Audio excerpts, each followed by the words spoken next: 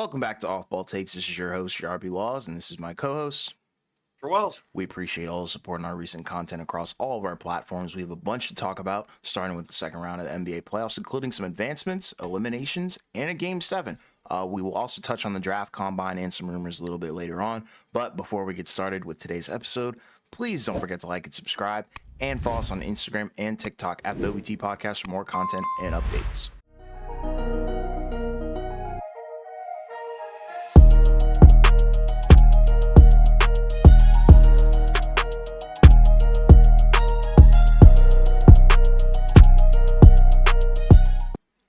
I guess first, we'll kind of zag a little bit here and kind of start with the game 6 that we literally just got done watching not that long ago, game 6 Minnesota Denver.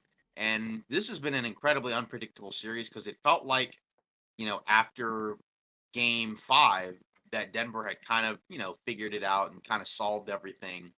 And you never just say that a team is, automatically going to lose the next game, but didn't seem like there was enough left. But I guess the difference for Minnesota was, in this time around, their offense, came through in a big way. It started on the defensive end, right? Because actually, funny enough, they won 115-70, so 45-point win. Yeah, it was bad. But the funny thing was, at the beginning of the game, the Nuggets initially went up 9-2, and it looked like, okay, here we go again. Nuggets are back. They're running up, they're running Minnesota out of the gym. This is done. And then Minnesota goes on a huge run, right, where the Nuggets basically don't score, from that point on for quite a while, Right. right? I think, it was 9-2, and the next time the Nuggets scored, it was 29-11, right? So we're talking about basically a 27-2 run, and that effectively ended the game, right? Like, I think going into the second, it was like an 18-point game, Mm-hmm. right? Which, again, like, we've seen teams come back from deficits, but like that one felt like it was done, where Denver pretty much was like, okay, we've already been punched. We'll go on to game 7. And they did initially kind of try to get back in it because Jokic, I think, initially played all of the first and then played like, early on in the second, when usually he sits during the first part of the second. But, I think they were trying to make a push, but never got close after that. Pretty bad, pretty despicable energy from the Nuggets, honestly. I mean, no real good performances there. I guess Jokic was okay. But it didn't even really matter, and he didn't even start the game off that amazing, anyways. Um, Jamal Murray, 4 of 18, right? Kind of the biggest culprit there, right? Had the worst plus minus of the starters, -32. Um, and yeah, this was just another really bad game for him, right? They tried to get him going at different points, right? I don't know if the calf flared up. I don't know. I know he had like a weird stinger with his elbow early in the game, but also, Minnesota just shut down Denver's defense again. They made a couple of adjustments, right? Like Kyle Anderson came in, but I don't think he was at the 4, right? They had, like a lineup where he was sort of like at the wing spot, as opposed to the 4. So that kind of made their second units a little bit bigger in a way, but in a way that, doesn't, but in a way that makes the smaller, I guess, second units a little bit better on defense. And Jamal Murray just couldn't get it going at all. And pretty much also, like, everybody shot the ball pretty poorly aside from Aaron Gordon. And if he's like the only guy that has a good shooting game, yeah, that's probably not enough to get it done.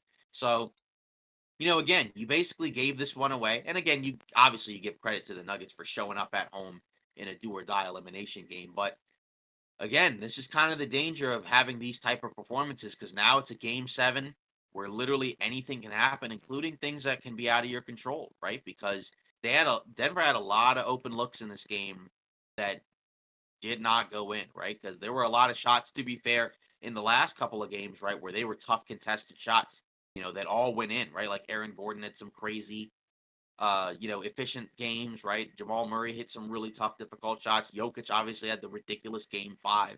And none of that worked in this game. So it's tough, right? Because now it's basically 50-50. Obviously, if you're the Nuggets, you're at home. You've been here before. So, in theory, you have the edge, but it also comes down to one game. And, if Jamal Murray has another really bad game, then that's probably where Denver's going to lose unless you get, really good performances from everyone else. Obviously the Nuggets are the defending champs, so you give them the edge. But, honestly, I didn't, we've seen like, teams up 3-2 lose game 6. Like it happens. I don't know if I've necessarily seen too many 50-point losses. I think it happened at Golden State. Um, what was it? The year they won the title 2 seasons ago, right? I think they had the weird Memphis game where they were in Memphis, Ja didn't play, and they lost. They were down by like 50 at one point, and they still ended up winning that series. So, Mhm. this could just be a blip. But with how unpredictable this series is, I just would think if you're the Nuggets, you would kind of, keep your composure. And to be fair, they did initially start off strong. They were up 9-2 and then literally just didn't hit a single shot the rest of the way, and again, a lot of that is credit to Minnesota's defense, but even the makeable ones. Jamal Murray missed, I think he airballed an open layup, and maybe it was a pass that just hit the side of the backboard, or maybe he just shot it. I don't know, but it was just that type of night where it's like nothing's going your way. You can flush it and go to game 7, but obviously, Minnesota, you're happy that this goes to a game 7 because, you've already won 2 in Denver. Obviously, Denver's won 2 in Minnesota. So, yeah, again, this series, went the distance in terms of the length that, a lot of people hoped it would. Obviously, the individual games, I don't think have necessarily been quite as back and forth as we would have hoped for, but it's still a 7-game series. And you can't ask for much more than a game 7. So at the end of the day, your thoughts on this game and who do you think wins? Because, again, I think you give the edge to Denver, but you just never know. Yeah, and they came out strong with the 17 point lead in the first quarter, and they really never looked back. They never took their foot off the gas, which is really special, I think. And winning by 45, that was the second largest by any team facing elimination in NBA history. They continue to make history. Anthony Edwards as well, game high 27 points, also plus minus plus 43 in Also, 33 minutes, and that was tied for the also, fifth best mark for any player in the playoffs since 1996. But what's up? also should add that Mike Conley returned in this game and had Yeah, a really good bounce back yeah, game. and you can definitely tell that he is the calming presence for Anthony Edwards and the Timberwolves. He does it all in terms of being unselfish, giving guys the right kind of pass and feeding them and making sure that they can get the right stuff going. And also he's also somewhat of a factor offensively as well when he's actually shooting the ball, which has I think been a huge surprise for a lot of people in the postseason given his age. Um, Regardless, it was just an overall team effort with a guy like Jaden McDaniels playing amazing, 8 for 10 from the floor, 21 points. You just love to see it. And it's kind of funny, you'd normally think that this way of playing against Nikola Jokic is kind of the recipe for disaster, where, you kind of force him to be a passer. But it's tough because when you do force him to pass, you're really counting on, everybody else to really make their shots. And in this game, nobody could really hit anything except for potentially Aaron Gordon, I guess. But outside of that, you didn't really see anything, and that's kind of interesting. And they Minnesota, they moved the ball tremendously. I really loved everything that they did offensively as well, coupling with their defense. The Nuggets, which was interesting. I thought this was a very odd, I think, strategy because I think Karl Anthony Towns is one of the better big man passers in the game. But they did double him a lot. The Nuggets did, and they forced him to make passes, and he was giving lobs to Gobert, which is something that we had talked about in the last episode, where it's like Gobert's right under the basket. You can easily just give him easy twos, and that's exactly what they did. And yeah, like I said, they shut down Jokic in a way where it's not necessarily you shut down him scoring per se, but more so what he's able to do when he doesn't have the ball, which I think is very special. And Jamal Murray not showing up definitely hurts because you can clearly see Denver needs him in some capacity. They need him to show up, whether it be at least 20 points on inefficiency or something. Because in this game, that's just an unacceptable performance, I think, from him. Like you talked about, he's missing the gimmies. You look at his shot chart; it's very, very ugly in terms of the makes and misses. And I don't know where you go from there. I'm sure he's going to bounce back, but at the end of the day, I predicted that this was kind of going to be the way that the series was going to go. I thought that it was going to be Nuggets in 7. Obviously, when they did go down 2-0, everybody in the NBA was like, "Yeah, this is done. This series is over." But reverting back to like our original takes, I'm probably going to say Nuggets in 7 just because they have home court. I think it's going to be really tough for Minnesota to kind of replicate what they were able to do here in Denver, especially when Denver has their back up against the wall. I don't think Jokic and Jamal Murray are going to go out like that and go out sad. Yeah, we're gonna stick with our we're gonna stick with our picks on. Mm-hmm. Like we don't normally change them up like that. Mm-hmm. Obviously, like sometimes it's like, oh, okay, we were wrong. This is the flow of how a series is gonna go, but Sure. it's just kind of wild, right? Because I saw a stat. I think it was from Zach Lowe where he mentioned the Denver starting five.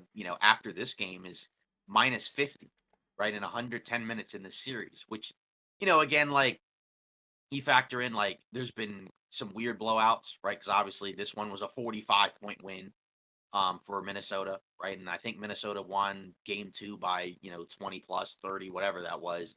So there's been some weird stuff for sure. But at the end of the day, it's kind of wild because, like, yeah, for a good chunk of the series, a big part of why Denver was struggling so much was because their starters were just not playing very well. They were getting very little out of their starting units, right? Like the bench would be okay, but the starting five was just not very good. But somehow it's still tied, or in 3-3 game seven. So who knows how this goes, but obviously, if you're Denver, again, like you mentioned, you need Jamal Murray, all hands on deck, right? And like you pretty much have to be, you know, if you're Michael Malone, pretty much have to be ready for anything. Like if Michael Porter Jr. has a bad game, you're probably gonna have to sit him. I mean, at the end of the day, because you have this is a must-win game because if you don't win this game, your series is over.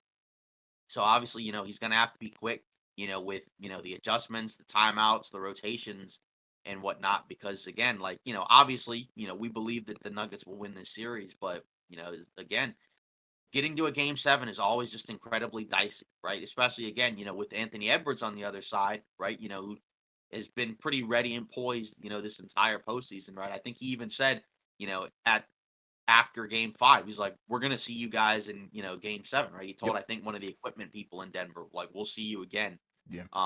in game seven. And like you said, he backed it up in this game, right? He was amazing as he's been for, the vast majority of the playoffs. So, Mm-hmm. I guess, going into game seven, like who's the guy if you're Denver that you're kind of looking at other than the obvious candidates, right? To kind of show up and have a big game, right? Because again, we have to assume that Jokic and Jamal Murray have to show up. And then after that, Aaron Gordon, right, is probably going to be the third guy, right, because he can do stuff on both ends. But after that, who else do you expected or, think you have to hope for to have a big game? It's got to be probably at least one guy off the bench, too. So Yeah. maybe that's the person.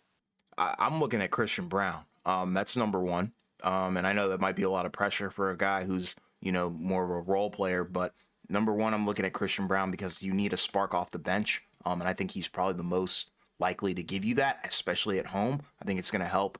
And I think he's the most poised, I think, to guard Anthony Edwards at times because he is they have a similar gait, and I think him also being a little bit lengthy and being able to jump as well definitely helps. And you can kind of see he bumps Anthony Edwards. You just need to replicate what you did against Anthony Edwards in Game Five. But I do understand it's a problem because they kind of tried to do that, and then Anthony Edwards kind of just got off the double, which is very surprising at times. But it kind of goes back to what I was saying about the Timberwolves moving the ball around a lot. Like there was no stagnant offense, I think, from the Minnesota Timberwolves in this game, which was amazing. Everybody was really getting the ball, and I think everybody recorded an assist, at least one of them. That played some honorable minutes. But the other thing I was going to say was probably KCP. I want to see more from the Nuggets defensively. I think we kind of know what their limits are offensively, but defensively they've been very wishy-washy. Sometimes they can shut down a guy like Anthony Edwards or even a Karl Anthony Towns, but then they give up, the Jaden McDaniels buckets, which is great for McDaniels, but horrible for the Nuggets. You know what I mean? So I think, I'm looking at the defensive personnel, and also you need a spark plug off the bench. Yeah. And I think, from the Denver perspective, like, again, it was kind of like what we mentioned with Minnesota leaving Aaron Gordon open, where Denver's leaving Jaden McDaniels open, and he has not shot the ball well pretty much at all in this series.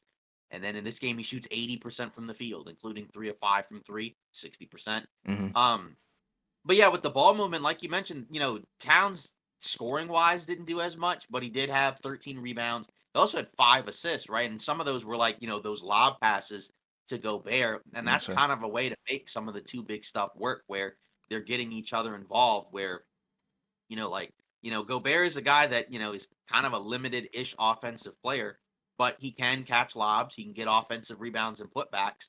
So, if he's going to be out there, you would like to have him, contribute at least a little bit on the offensive end. And, again, all the starters played very well, for Minnesota tonight. I mean, hmm that kind of is what adds up to like a 50-point victory, where yes, all the starters and some of the bench guys played well. Like, it's kind of an interesting thing, right? Like Monte Morris was nixed from the rotation. And like I said, you know, you got a little bit more Kyle Anderson, right? At different spots, right? Like, he played 10.5 minutes, which isn't a lot, but he was plus 16 in those minutes. So right.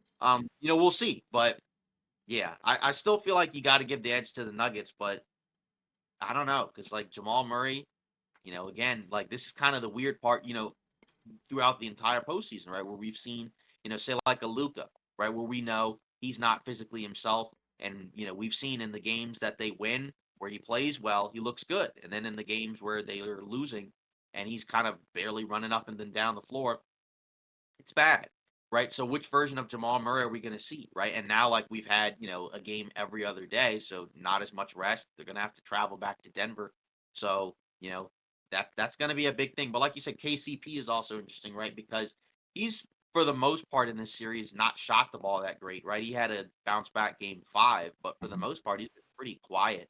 And again, I think, he's been dealing with the leg injury as well. But, also like, with Minnesota, right, we saw Edwards fall and hurt his back. Obviously Conley missed an entire game, right? So Towns, obviously he's coming back from that meniscus injury. So it's not like, Minnesota's 100% in terms of health, but it's also the playoffs. Nobody's 100%.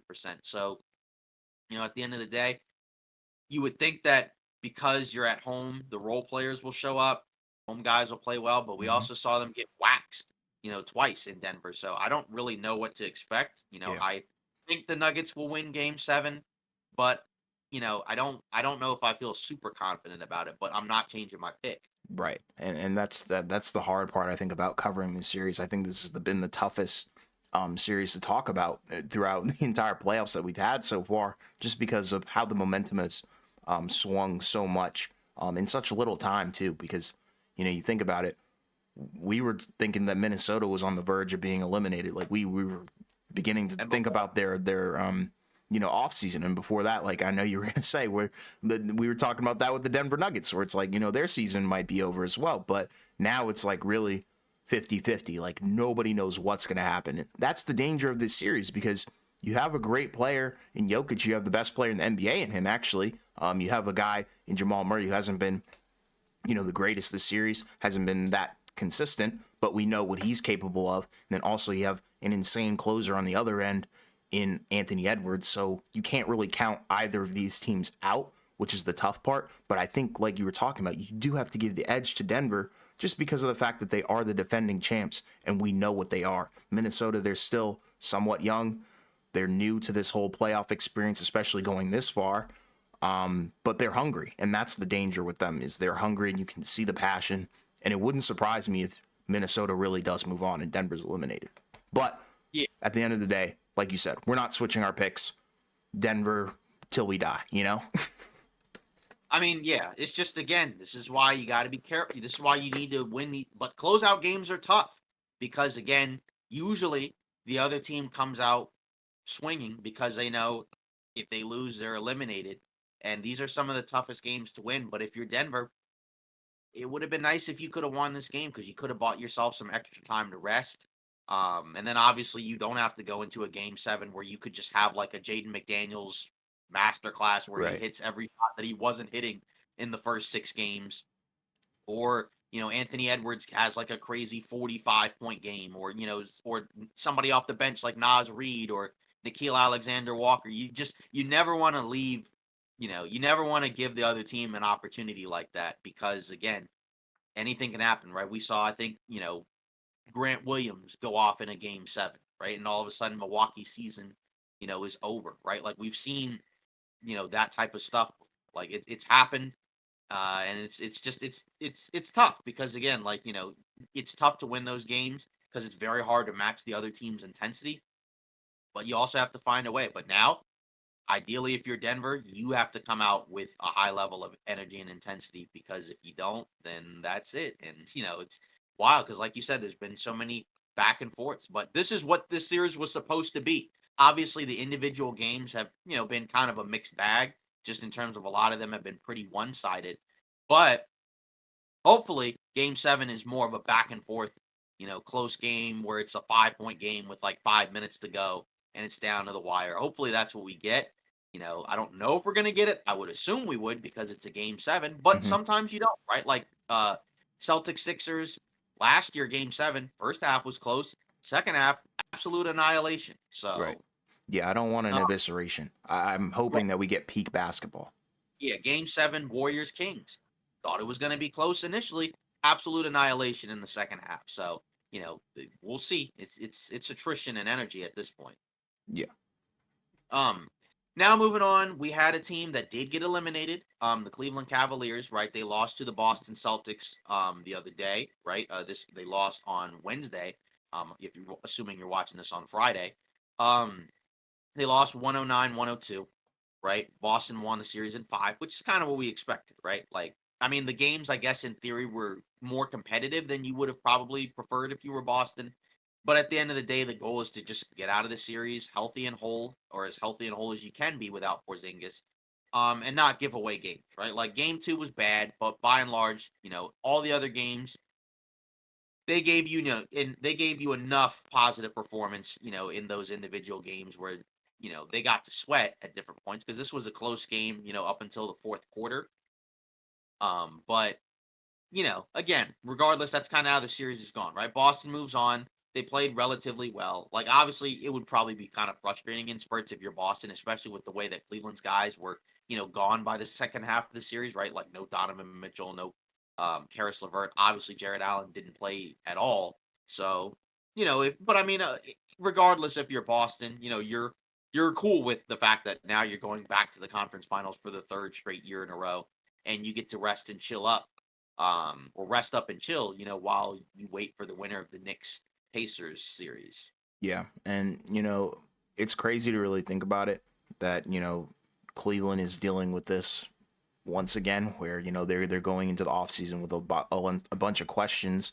And it's all over the place in terms of the entire organization, whether it be the coach, whether it be their stars, even their role players as well. But, for Boston, like you said, get the job done. You move on. This was what we expected. And now you're back in the conference finals. Now the question is, you just need to win the trophy that really, really matters. And can they do that against the team that comes out in the West? Probably not because of the competitiveness, I think, but you really need Porzingis. And I think this is good, advancing as early as possible because you give Porzingis some potential time, to come back a little bit earlier or whatever the case may be. But at the end of the day, no surprises there. But, if you're Cleveland, this stings as well because now you're going into the offseason with, I think, a couple more questions than we already thought that they would have. Yeah, right. Because from Cleveland's perspective, obviously, lots going on here, right? A lot of pieces were put out after they got eliminated, which usually happens, right, when a team kind of unloads about what went wrong and where do they go from here, right? A lot of stuff, right? There was talks about a lot of people being frustrated with JV Bickerstaff, so more than likely he's probably on his way out. Um, and obviously, like, yeah, they did better than last year, right? But they still ended up winning one game in the second round, and this is probably their ceiling, anyways. Other stuff, obviously, as well. Some people were frustrated at Jared Allen, right, because he, didn't want to take, whatever cortisone shots or whatever it was to kind of like attempt to play through the pain. Maybe that means he's on his way out. Because I guess he probably didn't want to risk like more serious injury, so that way he can be okay for next season. Um, and then Donovan Mitchell and Darius Garland, right? Where, Donovan Mitchell, obviously, he's got another year left on his deal, right? Player option next season or whatever. But he's eligible for an extension as well, a big one. And so, obviously, if you're Donovan Mitchell, you have a choice where, do you accept that extension and, either stay there long term, or, what like a lot of stars do sign and then maybe get traded later so you can get the money. Or do you not choose to sign the extension and then just ask to be traded now, right? According to the article, it was kind of suggesting that the Cleveland organization thinks Mitchell will sign. That doesn't mean that he's going to, right? Right. Because I believe the Cleveland team governor, right, also said, like, publicly at one point he expects him to resign. Right. We'll We see. seen we seen that go awry before.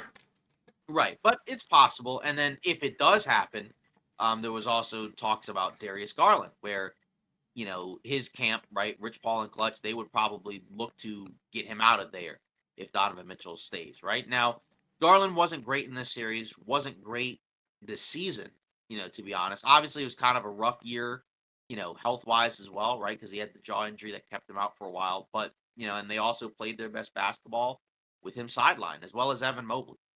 Mobley over the course of the postseason, I think, showed a lot of positive growth, especially compared to last year's playoffs where he was just bad. He was getting out physical and also offensively just couldn't really do much. But this time around, he looked a lot better, right? Offensively, he was a lot more aggressive. They were putting him in much better spots, not as many just weird post ups, but a lot more quick attacks, right? Where he's facing up, driving, attacking, which was good to see. So you can see the growth and the potential there and the upside for Mobley. But for Garland, this was a rough year. We'll see what happens with Cleveland. But obviously, if Mitchell stays, then that means that maybe they move Garland and Allen. And funny enough, their best basketball was actually with Allen and Mitchell. But that was the regular season, though. To be fair, you can probably still get some stuff for Allen. Garland, maybe, because I feel like people still think he's good. It's just the issue right now is the contract because now he's making a lot of money Mhm. as opposed to, when he was, on his rookie deal. But, for Cleveland, yeah, this is kind of to me what I really expected because, they did win the first round against Orlando, but it only really delayed, what questions were going to be asked anyways, right? Sure. Like, because, like, yeah, if they had lost in the first round, maybe they fired Bickerstaff that same, week or whatever. But, now it's like same stuff is probably going to happen, right? Where, because that's the issue with the team is that, like, the floor is relatively fine. The ceiling is just not that high. And then the issue is that, again, you're going to be paying Darius Garland, Donovan Mitchell, Evan Mobley, all max money, and then Jared Allen makes 100 million, and then what do you do with a Coro, right? Do you bring him back and re-sign him, or do you let him do the qualifying offer, or do you just let him walk, or sign and trade or whatever? I don't know. So that's the problem with the team. So it's like there's a lot of different options, but I just don't know which one they're going to take because it seems like Cleveland would prefer to keep Mitchell and have him around long term, which makes sense because he's very good. Hmm. It's just the question is do all of these guys fit together? And the answer is probably not. And then also for Mitchell, what does he want, right? Because obviously he got out of Utah, right? He didn't want to be there, and they also were no longer going to be that competitive. Um, but now you're in a situation in Cleveland where I guess you're kind of in a similar spot where it's like, because Utah had a lot of good regular seasons, but then not a lot of success in the postseason. So now that's happening again with Cleveland. So does he want to stay there or does he want to go? Right? There's been teams that have been rumored to be interested in him, right? Houston, Brooklyn, Miami, Lakers, right? All of those would be interesting targets. I don't know which one would ultimately get him if he wasn't going to sign, but there's questions for pretty much everybody involved, which, if you're Cleveland is rough because this was a better year. Even though you didn't win as many regular season games, you had more playoff success, but it still feels kind of hollow, right? Because it's like you still, you weren't getting past round two and you tanked to get a more favorable matchup in round one and you almost lost that one, right? Like if they, and it's like, wow, I can see why they tanked it because, they were in a 7-game series against a team that had no playoff experience. So, if they were going against like Philly in the first round or even Indiana, they might have lost, in like 5 or 6, maybe. Right. And it's tough, like you talked about. And it's funny, we got some reports on Thursday actually about Donovan Mitchell pretty much suggesting all the stuff that he was disgruntled or whatever about teammates and maturity and all that stuff. Cap, that's what he called it. But at the end of the day, that doesn't really necessarily say that he's staying in Cleveland. That's just kind of him doing his PR. But regardless, it's tough because I think, we come out of these postseason matchups and we learn a lot about a team. And I think the main thing that we learned about this team is probably Darius Garland and Donovan Mitchell can't coexist. They're two ball dominant players. Garland, he was kind of looked at as a facilitator, but struggled even doing that in this entire series, and in the entire playoffs in general. So, it's tough. That was the one thing that I didn't really foresee coming, was for sure, the talks about Darius Garland being moved. I thought he was their franchise PG, and that's exactly what that contract for sure said. But at the end of the day, if they can't coexist, then you probably have to choose between the better player. And that's Donovan Mitchell for sure. So it's tough. And, JB Bickerstaff's job, that's in danger as well. And, we've kind of seen coaches get fired very early into their contracts, like no matter how long their tenure is, or however many years they have remaining, just because the star isn't really happy, or you just haven't really had a lot of success with the guy. And it sucks, but at the end of the day, I think Cleveland's end goal, and every team in the East's end goal, should be to at least get on a level to where you can actually competently challenge and confidently challenge Boston, because right now they're pretty much running and ruling the East, and as they have for the past 3 years. And that's just a no-go, I think, for all the other teams in the East. So, and this team clearly is not good enough to beat Boston. They only won one game against them, and it sucks. The injury luck, that's really rough. We didn't really get to see this Cleveland team, full strength against Boston. But at the end of the day, even if they were full strength, probably just more of the same. And also, like even with Jared Allen, we know Allen and Mobley don't necessarily work well together. So, Yes, like they got one win, um, which is kind of what we expected, but it's just not enough. And at the end of the day, again, this team probably isn't quite good enough to keep all of these guys around. You're going to have to probably choose between some guys. And I think Mobley has shown enough that I think, he can be like another building block. I think you feel a lot better about him coming off of this, season and how it ended in the playoffs versus last year. So that's good. That's good for, for him, hundred because it, percent. it, it felt kind of bad last year, but he's made up for it in a big way, I Yeah, think, over the course of this season and this postseason. yeah, he's coming along a lot. I think better than, like you said, last year. I think there's a lot of Right. promise. And then, obviously we don't know if Bickerstaff hasn't been fired yet, but like, if he is, there's a lot of names on the market, obviously that have been mentioned at different points, because obviously, other teams have some open positions right now, like the Lakers. Hmm. But again, we'll obviously have to see how that, goes as we keep going. Sure. Um, then obviously, two other series, right? We'll go to Dallas OKC first, right? So obviously, the other night, Dallas went up 3-2, right? 104-92. So Dallas just has to win one more game to win this series, right? They won that game in Oklahoma City. So Dallas has now won two games, right, in Oklahoma City, right? Yes. So, um, it's the series kind of interesting, right? Because after game one, felt pretty good about OKC.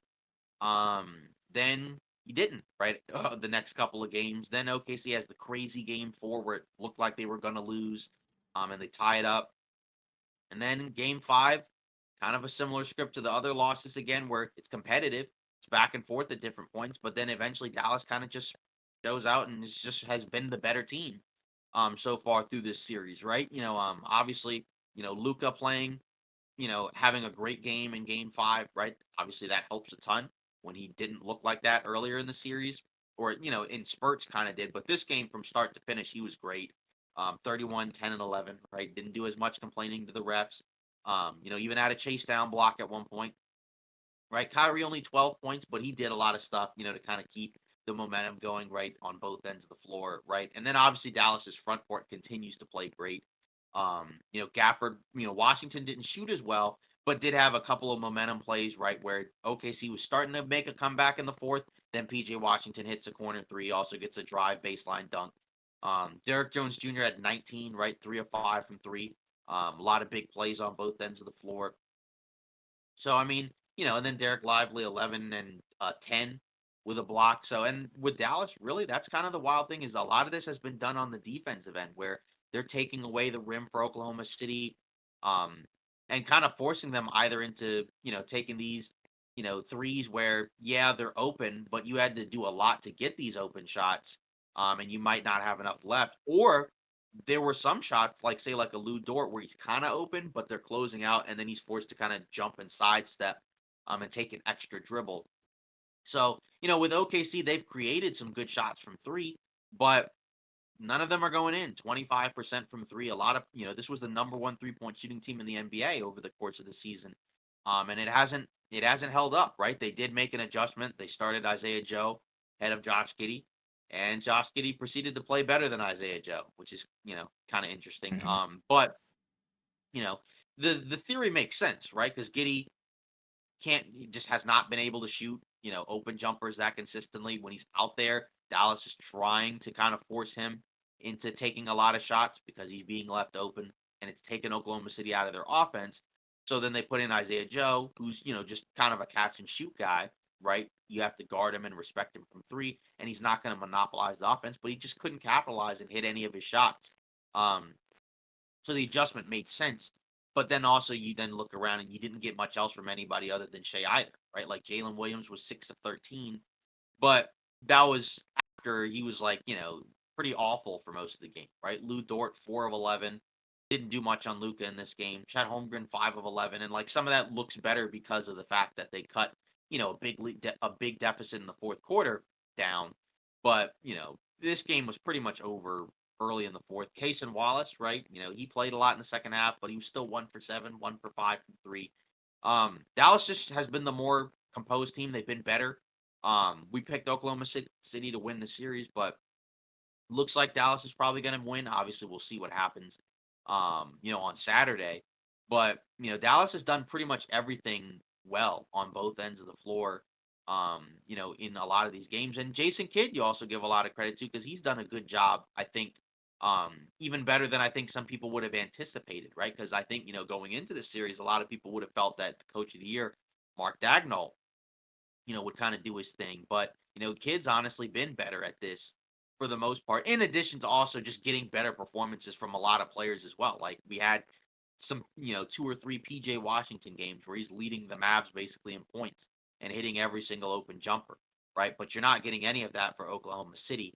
And, obviously the bigs for Dallas are also kind of overwhelming OKC physically, right? Where you can kind of see the issues of Chet Holmgren really being your only big, but he's a skinny guy, so he's getting kind of pummeled out there, by guys like Daniel Gafford, and others. So it feels like it's over. Obviously, OKC may steal one in Dallas, possible, but losing Game 5 at home makes it really tough because we know historically, we know the numbers. When you win Game 5, you win the series 85% of the time. Obviously, we said that about Denver. Now that's going to a Game 7. This is Game 6. But, Dallas has done everything right, and you give them a lot of credit because, since the trade deadline, they have been a much improved team, especially defensively, and it's carried over through the postseason, even with Luca being, kind of up and down at different points so far in the playoffs. Yeah. And I think the way that you can really tell this series was practically over was the fact that they kind of pulled their trump card in Oklahoma City, that is. And finally did the move that we'd kind of been suggesting, and it didn't do jack diddly squat. It honestly made them look even worse, if you want me to be honest. And that was Josh Giddey going to the bench for Isaiah Joe, which was, I think a good move, thinking back on it. But, if you really watch the game, you could really tell that the guy wasn't really ready, I think, for the moment. But at the end of the day, there's not a lot you can do when Dallas, they're role players. They elevated, and their stars delivered as well. So it's crazy. And, they really tried, I think, to make some adjustments where, you look at PJ Washington's numbers, nowhere near the numbers in the other wins they did have, but still a great impact on both ends of the floor. And then you do have to give and tip your hat to, the bigs for Dallas as well, because I think, they just do a great job of forming that wall and making Shea not get to the paint, easily and as slithery as he really can, because I know that's the kind of the main thing in his game is those tough mid ranges, but you can't really hit a mid range when you're doubled and being hedged and shaded to directions that you don't want to go to, and then you can't get the easy bucket or the free throws as much, if you're trying to, get to the rack and the wall is kind of just there and they're jumping straight up. It's not like they're jumping into the guy or anything like that. Because you even look at it, Shea only shot 6 free throws this game, where, most of the time when he scores around this 30-point mark, maybe 10 points of that is coming from the line. So you can definitely tell there is a decrease in the free throw volume. Like Oklahoma City, they only shot 10 free throws this entire game. So, they're doing a good job of not really fouling and keeping them off the free throw line. But overall, the supporting cast for Oklahoma City just also hasn't taken this step yet. And that's kind of what we expected in terms of their youth. But at the end of the day, we kind of were going into this series thinking that Luka Doncic wasn't super healthy, still isn't, Right. but he's playing through it and he's playing very well because the best version of him is one where you get a 30-point triple double on efficient shooting. Everybody's getting involved and the role players are hitting their shots. And like you said, it looks to be over, but I think, there is a slim chance, very slim chance that Oklahoma City could do it. And that's just staying faithful to our picks. But shout out to the Homelander. He's an Oklahoma City fan. He thinks it's over. He's very, very worried. He's thinking that this thing is completely over. But at the end of the day, if you're Oklahoma City, you can't be mad at this at all. You got the experience, and that's all that matters. And you'll be back and better for the next 5 years, I think. Yeah, I agree. Uh, Wholeheartedly, right? Because yeah, for Dallas, it would be a lot tougher if they ended up losing. Yeah. Because this is kind of a year where if you're Dallas, you would like to make a deep run because next year may be more difficult because we know that there's going to be other teams in the West that are going to get better. And that's kind of the way if you're going to make a run where it's like because Dallas was kind of up and down at different points during the year. Mm-hmm. Then after the trade deadline, right? Then they up their level of play, right? Like we remember the Lakers last season where they had their trade deadline move and they ended up, making the playoffs. Now Mm-hmm. Dallas was kind of already in the playoff spot, right? Like, the Lakers were like what, 13th or whatever Right. for their trade. So they were a lot, they were a significantly worse team. Um and then also for the Mavs, right? They also got healthier, right? Because I know earlier in the season they had multiple guys miss significant amounts of time. So that's kind of what all you can really hope for. But if you're the Mavs, you're doing it, and that's where you give a lot of credit, to all of the players involved in this thing, Yes. and the coaching staff as well, obviously, just because this is clearly a very quality team, that looks like they're on their way to the conference finals. Which again was what a couple seasons ago, right? Because last year they missed the playoffs. Mm-hmm. Before that, they were in the conference finals, but a very different Mavericks team, right? Because it wasn't Kyrie, it was Jalen Brunson before he became this version of Brunson, right? It was like Dwight Powell and Maxi Kleba as your bigs, and Yeah. Dorian Finney-Smith and Spencer Dinwiddie off the bench.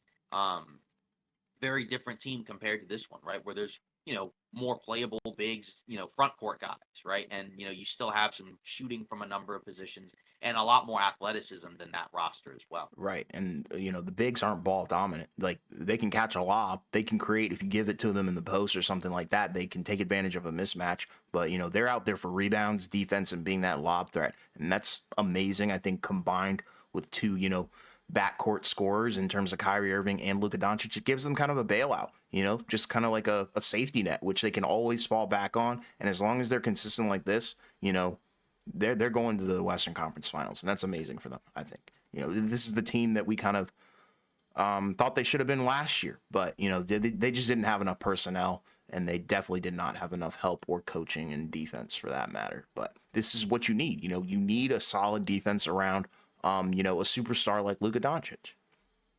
Yeah. And then finally, right? The other remaining series, Knicks Pacers, right? Obviously, that series is going to conclude um on Friday. So I guess if you're watching this tonight, right? So potentially there may be a live stream if that series ends. On Friday, the game starts at 8:30 Eastern time. Right, the Knicks obviously had the big game 5 win, right? Where they changed the starting five. Miles McBride's inserted in there for Precious Achua. And pretty much from start to finish, it was a very good performance by the Knicks, right? Brunson had a bounce back game. He had 44 and 7 after a couple of tough performances. Alec Burks off the bench, right, who didn't play at all for the most part the second half of the season after the trade deadline, comes in, has 18 points and 5 rebounds. Hartenstein, right, has a huge game, 17 rebounds, including 12 offensive boards with 5 assists. Josh Hart, 18 points, 11 rebounds. DiVincenzo didn't do as well, shooting wise, right? But he did have 7 boards, 3 steals, a block. Big play in the game where he had a putback dunk that got the crowd going. And now game 6 in Indiana. Obviously neither team has won on the road yet, so it seems like Indiana's probably going to win game 6, and then we'll see what happens in game 7. But yeah, so what are you expecting for this game 6 because obviously no OG, as we know, right? He's not coming back in this series. I don't think if he comes back, the Knicks would need to win and go on to the conference finals against Boston. But it's been so up and down because the Pacers. You would have thought after smashing the Knicks in Game 4 that they would have gone back to Game 5 and had a pretty good performance, but it's pretty bad, right? Like Halliburton, 13 points, 9 shots. Um, Miles Turner had an okay game, I guess. Siakam was all right, but when your best player kind of has a game like that where he just is flat, maybe he's also not 100%. It's just kind of hard. Yeah. And you also didn't get quite as much from the bench this time around compared to the last one. And they got out rebounded like crazy. I mean, Yeah. believe Indiana had 24 rebounds and the Knicks had like 53. I think Carlisle used almost all of his timeouts in the first half. So, that's another wild thing as well. I mean, again, he used all of it almost I think he only had 2 timeouts left in the first half just because of the fact that he was so frustrated with what was going on. But Yeah. I don't know. You think the Pacers bounce back, and then ultimately the Knicks win in 7? Because again, we're not changing our pick. We both feel like the Knicks will win the series, even though it looked pretty dire after Game 4. But then obviously they had the big bounce back win in Game 5. Yeah, and it's like, the way that I'm really looking at this series is obviously from the perspective of the Knicks. Not just because that's who we picked, but also because they're up in the series right now, and I think the three keys to closing this series. You need a Jalen Brunson masterpiece. You need a masterclass performance from him. I'm talking another 40-point game, which is a lot to ask. The guy's averaging 38 points, also on 54% shooting from the field.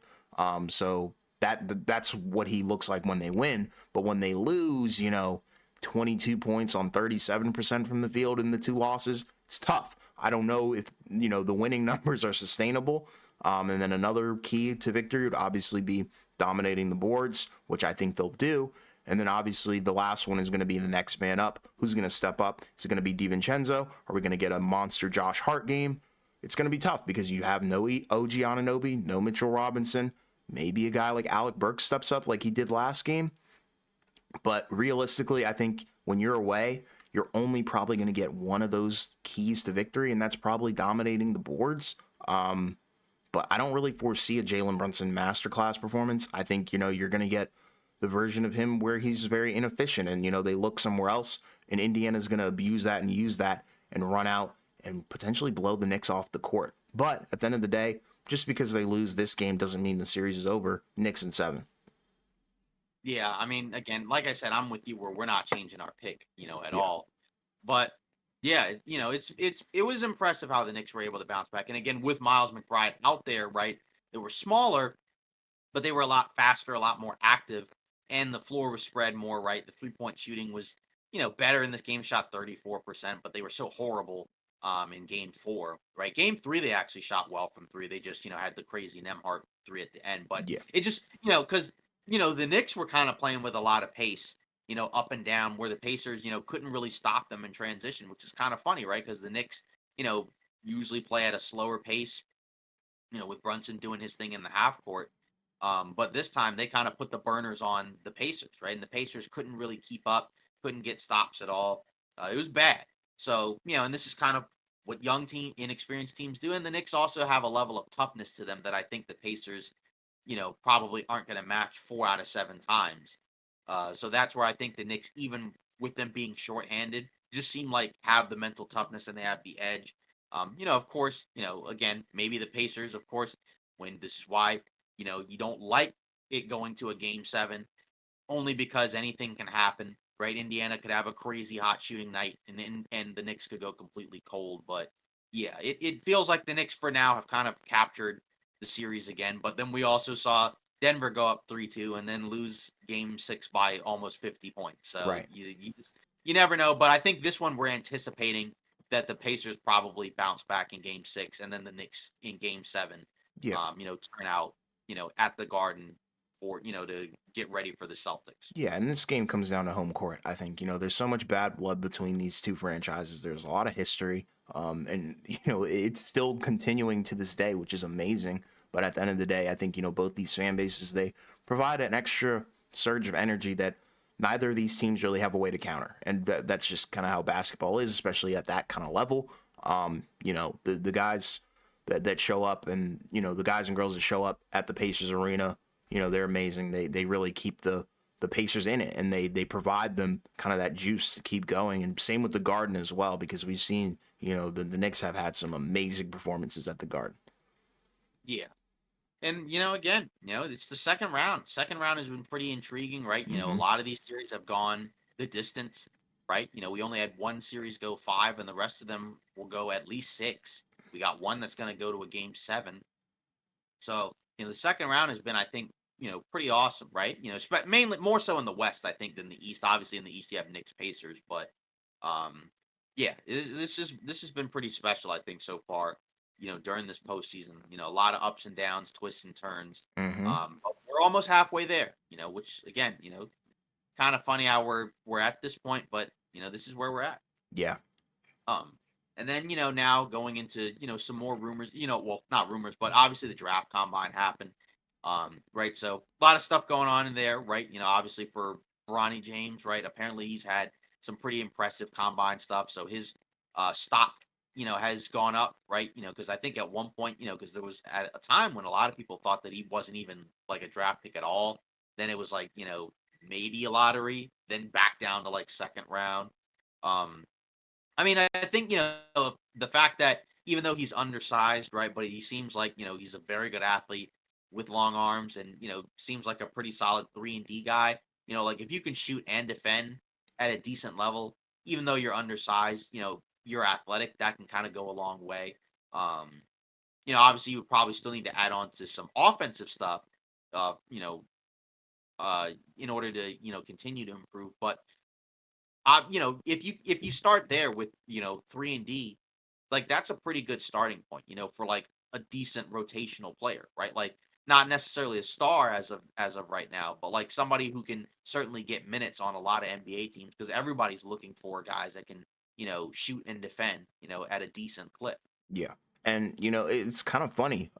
This class, we've talked about it multiple times. There's a lot of like guys in here that could potentially really help a lot of contenders, and then there's a lot of unknowns. And I think even the unknowns have really, really showed out. Through the agility testing, the shooting drills. I think a guy like Zach Edey is one of those guys. Bronny, obviously. Zach Edey is actually showing us. Obviously, these are drills. Don't take this as an overreaction, but he's showing us some potential, pick and pop options for the future, down the line potentially if he can really get that shot together. And then Reed Shepard, I think, everybody knew everything about him. We knew what his game was like, but I don't think we knew that he had a 42-inch max vertical, which is pretty cool. Jared McCain, Stephon Castle, like you talked about, Bronny James. There's a lot of guys in this draft, I think, that are showing that they have a lot of raw talent. And if honed correctly, not saying they could be stars, but they could for sure help out some teams that, are either in a rebuild or they're looking to contend and are just missing a little bit of depth. So you really love to see it, and we'll talk about the draft as we do get closer to it, and we'll start doing our mocks. But yeah, the combine is off to a great start for sure, especially with the Yeah. scrimmages and the drills. Right, and then there's other stuff like Topic, I think, had a knee injury, Yes. so it's a sprained knee. So obviously, there's a scenario where maybe his stock drops a little bit because I think he's had a few of them. Also the French guy, right? Saloon, right? Yes. Yeah, like he's also kind of been turning heads, right? Where now there are a lot of people that think he could be a potential lottery pick, after kind of being under the radar for a while. So a lot of stuff going on. Um, for sure. And like you said, as we get to the draft, right after the season ends, that's when we'll talk, even more about it, because as of right now, there's still a lot of basketball left. Yes. And then moving on, right, in terms of, news and rumors going on. Obviously, there's been a lot of stuff about, Mitchell, right? Like you said, he's refuted some of the reports, right? And obviously we've talked about the teams. What team do you think, if it's not Cleveland, Ooh. of the teams that had been mentioned, right? Like Houston, Miami, Brooklyn, LA, like which one do you think would make sense, or is there like another random team? I think there was one that was mentioned that was like Memphis. I mean, that would have to be like a scenario where like, somebody that we wouldn't expect would be in the trade, right? I mean, that would have to be like, one of Memphis's core guys, right? Not Ja, Yeah. obviously, but like, That would have to because be I like think Desmond Bain or something like that. I don't yeah, know, maybe which I Triple don't know. J. Yeah, unless they move him to the 3 or something like that. But I don't know. I feel like that one's kind of like a I don't really trust buy that one. I mean, I Cleveland could wouldn't be do wrong. that. Yeah, but as of for the other teams, right? Like, what do you think of those? Or again, is there possibly some other team I that you're mean, thinking of? the Lakers, I think that's a good one. That's kind of the one that I think has been floating around the most. I've heard some very intriguing packages. Whether it be like Rui, AR, Hood Scafino, and 2029 first round pick. That's a Like decent three haul. first. Yeah. Yeah, like uh, three. yeah, it's a decent haul. And like you said, the extra first round picks, that's a lot. But it puts you in a win now mode, but does it really make the Lakers, insanely better? Who knows? Because Donovan Mitchell's not going to be, number one, might not even be number two. He's probably going to be the third option on that kind of team. But I would say, probably looking around, I don't know. It's tough because a lot of the teams aren't very appealing. They're not much better than Cleveland, but I would probably say Miami. I think that's a good one. And we know Miami is always in the conversation of star hunt as well, kind of with LA. But they need something because I think somebody needs to be the anti Celtics and actually give them some decent competition in the playoffs at this point. So I think Miami's kind of the most poised to do that. If they can figure it out because there's a lot of teams that don't have the flexibility that they could potentially have. The problem is, what kind of package are we talking here? Like, does Cleveland really want Tyler Hero and whatever else they're going to throw in there? Probably Because it not. would, yeah, because it would either have to be Tyler Hero or like a Jimmy or something like that. Because I don't know, I don't know who, if they would do that, right? Because like we know Butler's, like there's been like some interesting stuff going on. Not that he's going to be traded, for sure, but that it's just something to kind of keep an eye on just because of the stuff going on over there. But I guess in theory, maybe you say Tyler Hero is technically a better fit next to Garland than Mitchell because he doesn't, because you're not relying, on him on the ball as much. But at the same time, like obviously that's a significant downgrade talent wise, for Mitchell. So it's like if you're And Cleveland, like I guess you got rid of Mitchell, but like, you're not. I mean, you're not really going to improve by trading Donovan Mitchell. It's just more so can you get back guys that, if it's not Mitchell, that can kind of make sense and fit around the other young guys you have. So then maybe you're not like one of the worst teams in the Eastern Conference, but you're probably not going to be, like the top 3, 4 seed in the East, right? Like you'll be competitive, maybe.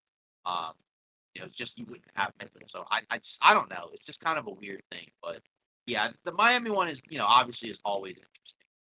yeah, But like you said, other teams like Houston and you know, whatever the other one and some of the other ones, right? Like Brooklyn, like it doesn't seem like that would be any better than Cleveland. Like if he was traded to Brooklyn, like I don't see, assuming that Brooklyn actually is giving up stuff and then adds Donovan Mitchell to whatever they're giving up. Like is that better than being in Cleveland? Like I don't personally think so, but unless you can get somebody else there, but they don't have any draft pick assets, right? I guess they got some stuff back from Phoenix, right? But like, is that really going to help?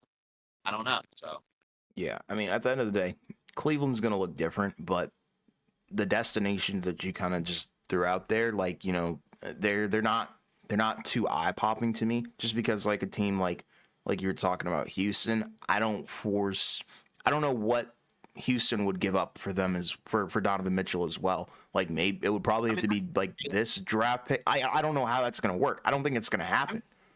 Like and yeah, that would Brooklyn have is to not be like enticing. It's gonna have to be yeah, a that guy would like have to Jalen Green, bro. Like what the heck? yeah, that would have to be like a Jalen Green plus other stuff type I of don't like trade. And that. I guess like Jalen Green does he fit better next to Garland and No, you need a defensive maybe, guy, bro. You but need a defensive guy. right, yeah, that's what Two way. and Mitchell was fine defensively this year. It's just obviously again with two undersized guards. There's going to be some issues at different points. So, Darius Garland's got to be lots the of guy to run the show. I think if you want Cleveland to be successful, he's got to be running the show alongside, Evan Mobley, and you get like a 3-and-D guy in there. That's the recipe yeah, for success, and you upgrade your wings and as well. yeah. But then I guess the question is, let's say there's a world where Mitchell extends, Mm-hmm. and then they trade Garland. Right. What would be an interesting destination for Darius Garland? I know some people have brought up like Minnesota. I don't know what Minnesota would give back to Cleveland. Like I wouldn't want to give up McDaniel. And, like I mean, I guess would it be one of the bigs maybe, but you already have Evan Mobley, so I don't know where that would really make a lot of sense. Unless it's like Yeah. Mike Conley plus other random stuff, but like Who's gonna okay, go for that? Yeah, that's the one thing that's like bugging me about the Darius Garland thing is like who on earth, not necessarily because of his talent, but it's the contract and the money. Like who's gonna really buy in and go all in on that? That's the tough part. But we already know they can't coexist. And the funny thing is, I've always thought of Donovan Mitchell more as like a point guard, anyways, just because of how ball dominant the guy is at the end of the day. So I don't really foresee them being on the same team going forward, and I think the Cavs are going to look very different. It's just a matter of who's going to be gone. And if you want me to be honest, I don't think Mitchell's going anywhere. I think he's kind of cemented that this is his team. If you want me to be honest, I think the way that you see the way that he plays, I think he plays hard for this team as well. They just need to have a change of identity, and that starts with the coach, obviously, and then Darius Garland is probably going to be moved just because they can't coexist. And then you have to figure out Jared Allen. But the bright side is you do have, potentially the point guard position locked up with Donovan Mitchell, and you have the center position locked up with Evan Mobley. Now you just really need to fill in the blanks with a lot of 3-and-D guys and maybe some more versatile wings, which is hard to do. But, there's potential to do that in this draft class, I think, but we'll see. yeah, and then another name that's kind of been tossed around as a possible trade uh, piece is Kyle Kuzma, right, of the Wizards. Yes.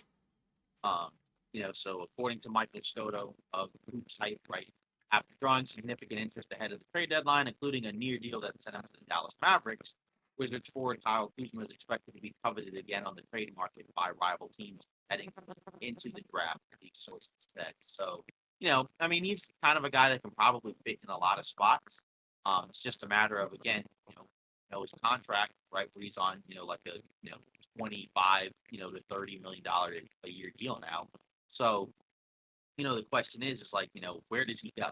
Because there's, he had a good season, for the most part, right? Obviously, like, he was.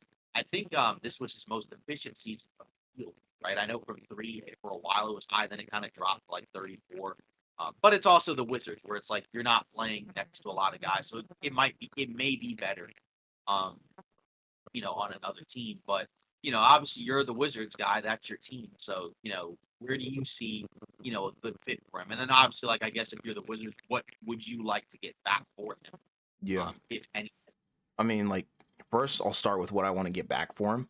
I want another first round pick for this year's draft. I think we don't necessarily need to prioritize vets. I think we have a decent chunk of those guys. We have some locker room guys. Cool. We're not in the market for stars at all. We shouldn't be trading for any stars, so I'm not expecting a crazy amount of return. I just want picks so we can continue to build on our potentially bright future. We do have the number 2 pick in this upcoming draft, which is good. I think it's solid, and it gives us a lot of flexibility. We don't set the tone of the draft. We kind of follow suit and draft as needed, which is good. And I think we also have the 26 pick as well. So we have 2 first-round picks off to a great start.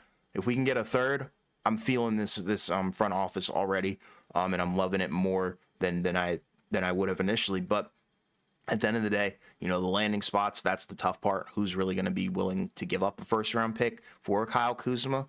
I think the value is there, but it all just depends on where he's going to go. I think, Portland, that's a good one. I think, they're probably looking to add on to their roster, although they do have a great set of draft picks as well in this upcoming draft as well. But I think that's an interesting fit because they're kind of lacking in wings. You do have a very good guard room. And if Scoot Henderson and Shaden Sharp kind of develop accordingly, I think that could potentially be a pretty solid addition to that roster. Dallas, that would be interesting, where you kind of add on to the wing depth with PJ Washington, get another guy. Because think about it. I mean, really, realistically, Luka Doncic, Kyrie Irving, Kyle Kuzma, PJ Washington, and Lively. That sounds pretty good to me. So that's kind of the teams that I'm looking at. But are they going to give up first round picks? Probably not. So that's the tough part. That's why I think the value in return is probably the easiest part to calculate. But the landing spot is the hardest because who wants to give up that pick for Kyle Kuzma? Because like you said, So you're he's not an yeah. amazing player. He's a good player, but he's a good player on a bad team, which we've kind of seen, when they get to good teams, they kind of have a different kind of approach to basketball. But sometimes it does work out where, take a PJ Washington, where, he's kind of fell into the mold, but, they're two different players. I think, to be fair to Kuzma, he was on a team that won a title. So, he's 100%. already, been on, he's already, and he, had to kind of morph and adjust his game to what they wanted from him, right? Because that year he wasn't really, the third scoring option like he was, the first time he was in LA before they got AD, right? He was more of kind of like a, like sacrificing a lot of his game, not really getting a lot of touches in certain games, having to rebound more, play defense more as like a wing guy. So he can do a lot of different things, which is where I think, it makes a lot of sense if you don't have to give up a ton, you might as well get him because he did help a team win a title. Obviously he's making a lot more money now. But he's also probably a better individual player. And then also, I guess the other nice part is if he's on a team that's not the Wizards, like you're not quite as reliant on what he brings as Hmm. say like the Wizards are, where it's like if he doesn't have a good game, it's probably a lot tougher for them to win. But for another team, right? He can kind of just fit in, into whatever the role is, and then kind of just go from there, right? Like you mentioned with PJ Washington, which we saw, and other role players that we've seen kind of go from team to team. So again, I think we both like Kyle Kuzma, by and Love him. large. So we know he can help out a good team. So it's just a matter of which team is it? It's probably again a team that could probably use another forward. It's just a matter of what contracts do they have to give up? Because if you're the Wizards, you're not looking to get back, like a star player for Kuzma. You're probably looking at, like you said, maybe some type of pick and then, either expiring contracts or, bad contracts, whatever. You're Yeah. not looking for like, we're not trading Kuzma unless we get an all-star. Like that's not gonna happen. Right. And, another team that kind of just kind of flew over my radar was Philadelphia. They're probably going to be looking to replace Tobias Harris for sure. So that's also a possibility. They have the space for his contract because I think the Kuzma deal it's a relatively fair contract. It's not egregious. It's not horrible, and it's definitely not an underpay. I feel like it's right on the money for what kind of player he is and what he's able to do and how he's able to adapt. So add him to that Philly roster, and I think you feel a little bit better about having a Kyle Kuzma than a Tobias Harris. Um, I think so. And again, he does, you know, some of the same type of stuff where he likes to score, obviously. But again, he's also been in some bigger games than Tobias Harris, even though Harris has been in some playoff games. But I don't know. Like I feel Kuz's like in playmaking has Philly, gotten better too. I think it's better yeah, than right, Tobias Harris's. yeah. I still feel like in Philly, he probably at the four would like to have more of a like stretch big, like a defensive, more of like a defensive minded four, Sure. to kind of next to Embiid, as opposed to like a scoring four. Put him at the But three. huh? Put him at the three. Yeah, because I guess the other question is like, does Kelly Oubre did he play well enough where he doesn't get a minimum contract Right. next year? I don't know. But also Philadelphia is going to have some cap space, so that could be a scenario where it's like, yeah, if we don't get Paul George, we got Kelly Oubre, I Right. guess. So, Right. um, but yeah, exactly. And then also going around, um, according to Yahoo Sports, right? There's kind of a thought process that it's possible that Brandon Ingram might have a bigger trade market than say like a Trey Young, right? Because we've heard some stuff about like that the Spurs may not be that interested in Trey Young. This came from Jake Fisher, our guy. So but just Boy. kind of interesting, and it's funny because I remember in 2K. a while, maybe like a few weeks ago, I remember kind of doing a trade where it's sort of like a Trey Young for Ingram swap. Okay. Where it's kind of just like, Atlanta, you keep DeJounte Murray, but you bring in like a Brandon Ingram. And that's, maybe you kind of move around the margins, whatever your wing depth is. And then obviously if you're New Orleans, you get a point guard. Obviously maybe you decide whatever you do with CJ McCollum. Hmm. But I guess in a way, because of Ingram, he's got what, 1 year or whatever left on his deal. So, you would probably need an extension, but I would assume whoever trades for him ideally would kind of go in with the assumption that like we're gonna trade for him, probably keep him and extend him. Because we know like in New Orleans, those two guys probably just don't fit. And you probably want to elevate Murphy into that starting five with Zion, and then kind of build around that, even though Ingram's really good. But, Hmm. again, like it wasn't like they were saying that Ingram's going to be traded to Atlanta. It just kind of made me think about it, where it's like, there's is there a world where those two guys get swapped for one another? But either way, like, what do you think about the trade market for Ingram versus Trey Young? And do you see a scenario where one or both of those guys gets moved, somewhere? Yeah, it's high. I think for both of them, I think it's very high. Maybe Trey Young's gets a little depreciated because of the fact that now they have the number one pick, and I think a lot of people are potentially after that. I've even seen a couple of videos where people are theory crafting about potentially Ingram getting swapped for that number one pick, which is very interesting as well. Alongside, obviously, you're gonna have to give up some other stuff too. But Ingram's market is interesting because I think there's a lot of teams that would be willing to concoct a little bit of a package, and give up a little bit of their future to kind of not give him a prove it deal, obviously, because we know what he is. But let's see, what he can do potentially on a healthy season, if he is really healthy. Because we all know that his game is smooth. He's one of the more underrated scorers when he is healthy. And not dealing with like a nagging injury or anything like that. I've even seen like Warriors proposals. This one was really interesting. This is a good way to get off the Chris Paul contract. Um, Chris Paul, Moses Moody, and two future round first picks to New Orleans in exchange for Ingram. That's pretty good, in terms of the two future firsts. And then, you get a point guard, probably not gonna help you too much, but you also get Moses Moody, who probably needs a change of scenery as well. So I've seen that one. I've heard of the Lakers one. I doubt that one. I think that's probably the lowest probability. I don't Yeah. foresee Brandon Ingram going back to the Lakers, but it is interesting. I've heard Brooklyn as well. There's a lot of things that they could really do.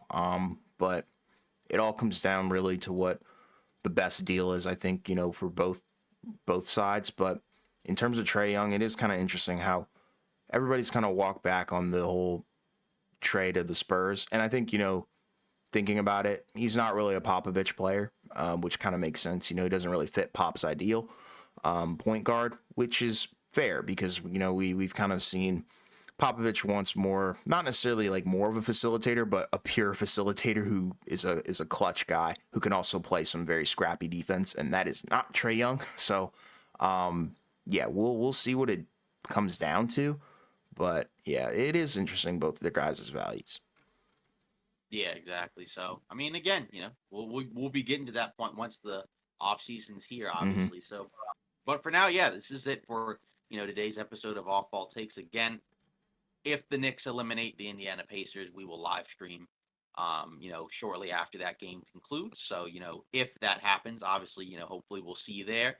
And then if not, obviously we'll see you, after, on Monday or whatever for our next episode.